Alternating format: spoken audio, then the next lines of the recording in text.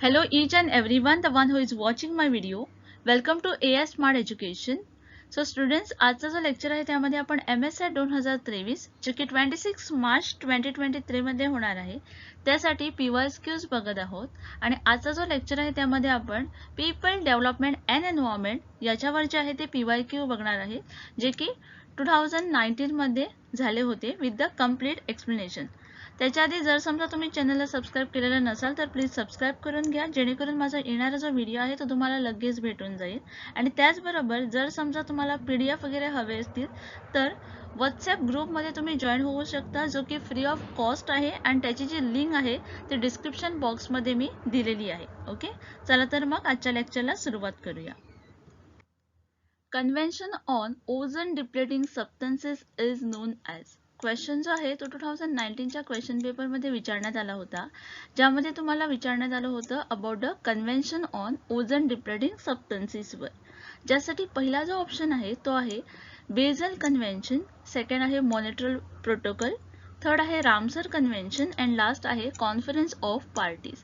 आता हे जे ऑप्शन्स आहेत ना ते खूपच इम्पॉर्टंट आहेत कारण प्रत्येक एक्झामला जर तुम्ही प्रिव्हियस इयरचे क्वेश्चन्स पेपर पण बघितले तर हे जे ऑप्शन्स आहेत त्याच्यावर तुम्हाला एखादा प्रश्न भेटणार म्हणजे भेटणारच 110%. ओके, त्यामुळे जे ऑप्शन्स आहेत ते जरा अंडरस्टँड करून घ्या. त्याचबरोबर जो प्रश्न आहे तो पण जरा समजून घ्या, त्यावरनच तुम्हाला आन्सर द्यायला समजेल. ओके, तर हे बघा, depletion of ozone layer is a matter of concern world wide and the international convention was held in विना ऑन मार्च 22 इन 1985. तर हे इंटरनॅशनल कन्व्हेन्शन जे आहे ना ते कुठं झालं होतं तर विना येथे झालं होतं ऑन 22 मार्चला 1985 मध्ये and which lead to the international agreement. आता हे इंटरनॅशनल अग्रीमेंट कधी झालं तर 1987 मध्ये which is known as the Montreal protocol. Okay, on the substances that deplete the ozone layer. इथे आपल्याला करेक्ट आन्सर जे आहे क्वेश्चनसाठी ते इथे समजलं आहे which is a Montreal protocol. Okay, जे एक्स्ट्रा इन्फॉर्मेशन आहे अबाउट दिस ती इथे मी तुम्हाला लिहून दिलीच आहे जे की तुम्ही बघू शकता, नोट डाऊन पण करू शकता आणि याचा जो PDF आहे तो तुम्हाला व्हॉट्सॲप ग्रुपमध्ये भेटेलच. ओके, तर हे बघा, राहिलेले जे ऑप्शन्स आहेत ना त्याच्याबद्दल पण थोडी इन्फॉर्मेशन मी इथे प्रोव्हाइड केली आहे.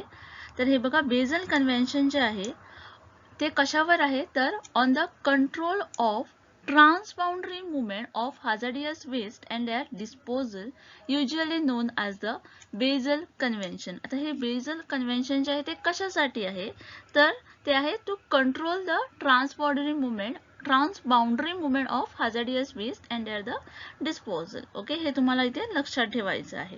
Okay, then there is Ramsar convention. Ramsar convention कशासाठी आहे तर on wetland of international importance specially as the water flow habitat is an international treaty for the convention and sustainable use of the wetland. तर Ramsar जे आहे ते wetland साठी आहे. ज्यावेळी वेटलँड हा ज्यावेळी शब्द तुम्ही बघाल त्यावेळी तुम्हाला लक्षात आलं पाहिजे की हे जे आहे ते रामसर कन्व्हेन्शनच आहे. ओके, त्यानंतर आहे conference of party is a supreme decision making body of the convention. ही जी आहे ती काय आहे तर सुप्रीम डिसिजन मेकिंग बॉडी आहे of the convention. Okay, extra information तुम्ही रीड करू शकता किंवा नोट डाऊन पण करू शकता, पण एकदा रीड करून घ्याच. ओके, सो आन्सर तुम्हाला माहितच आहे. आन्सर जे आहे ते आहे ऑप्शन नंबर बी.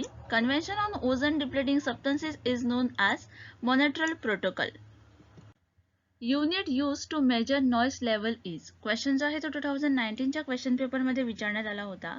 आता इथे तुम्हाला काही ऑप्शन्स दिले गेले आहेत आणि विचारलं आहे की याच्यामधला कुठला एक जो आहे जो आपण यूज करतो नॉइज लेवल मेजर करण्यासाठी. ओके, ज्यासाठी पहिला जो ऑप्शन आहे तो आहे जॉल, सेकंड आहे PPM, थर्ड आहे बीट अँड लास्ट आहे DB.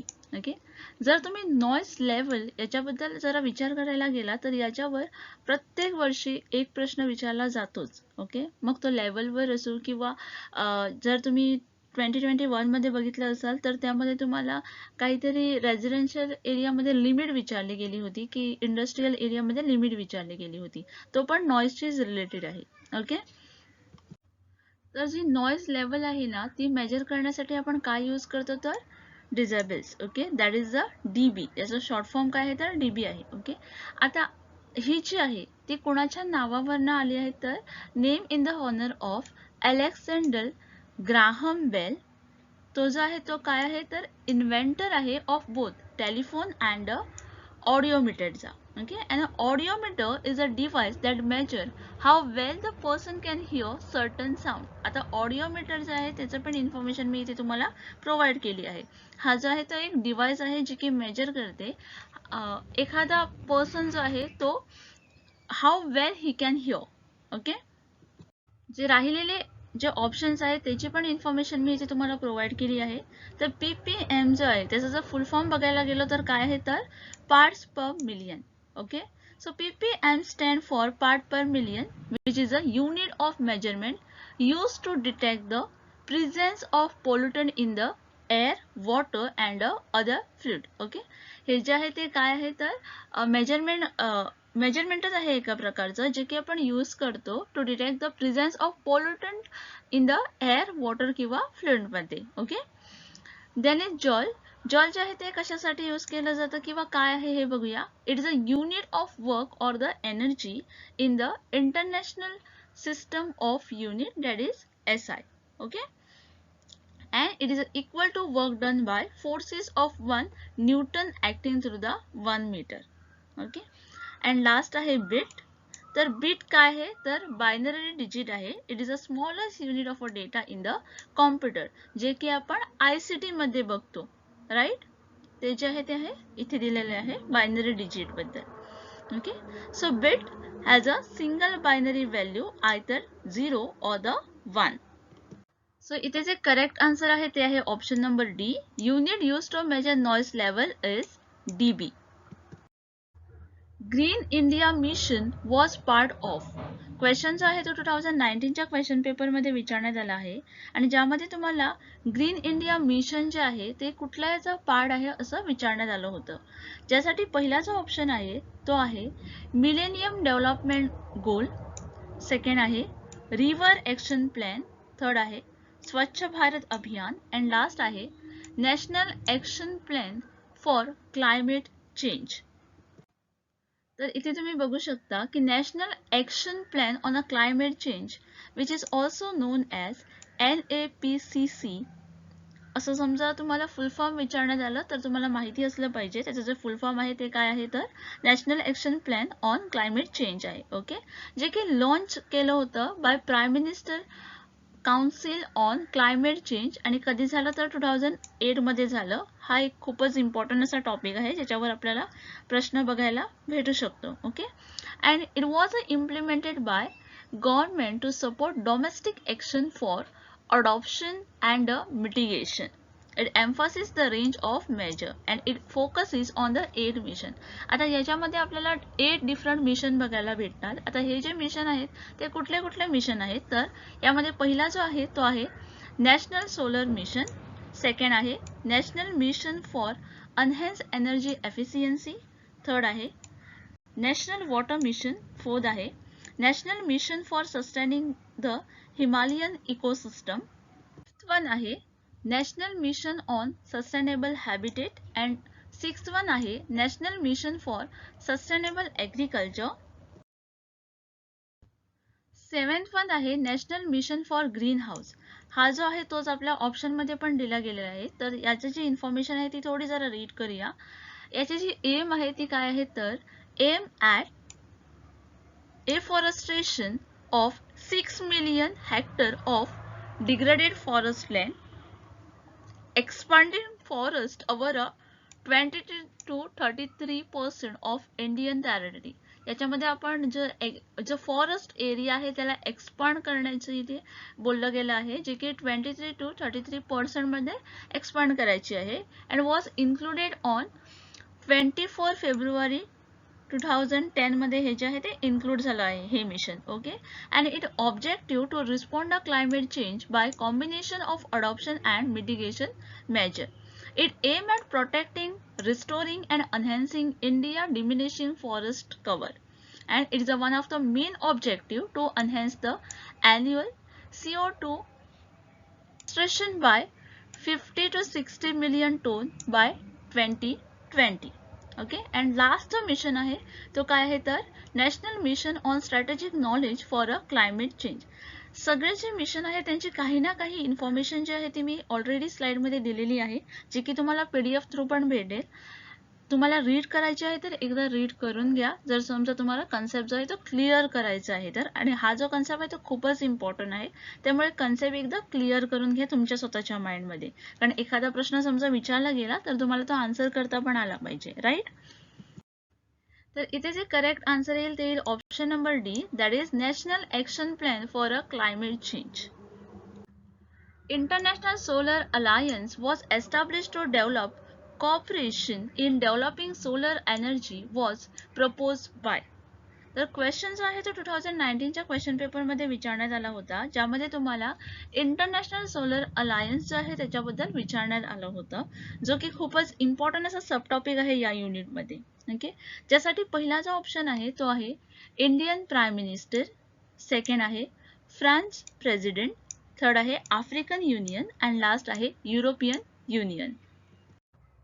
इंटरनॅशनल सोलर अलायन्स, ज्याला आपण ISA असं पण बोलतो, it is a joint initiative of France and India. हा जो आहे तो काय आहे, जॉईंट इनिशिएटिव्ह आहे बाय दी फ्रान्स अँड इंडियाचा, launch to make a unprecedented efforts to promote the solar energy, and this initiative was first proposed by Indian Prime Minister Narendra Modi.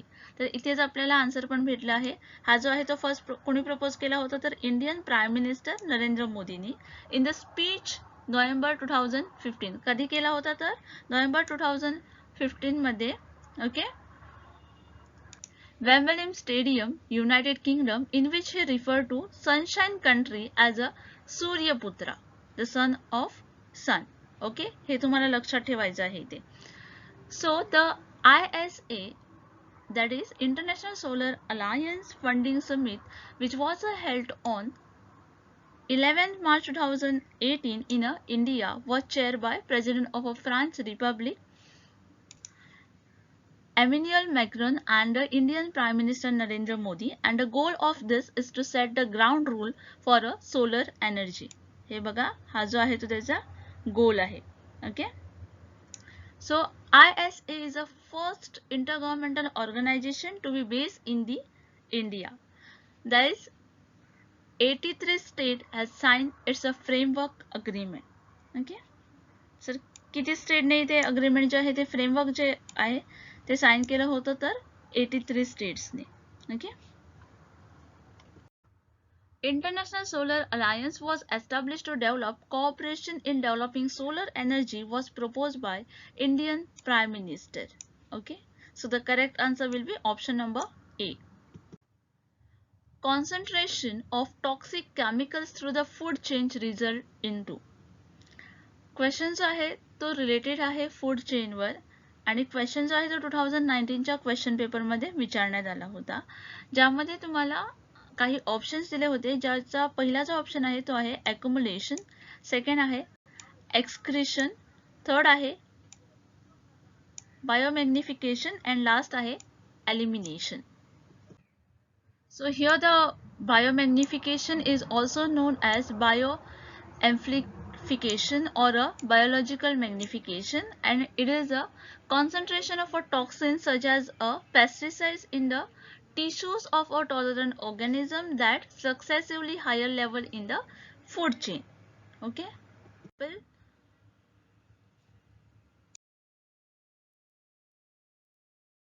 The correct answer for this question will be option number C, that is biomagnification. I hope you have understood all the things.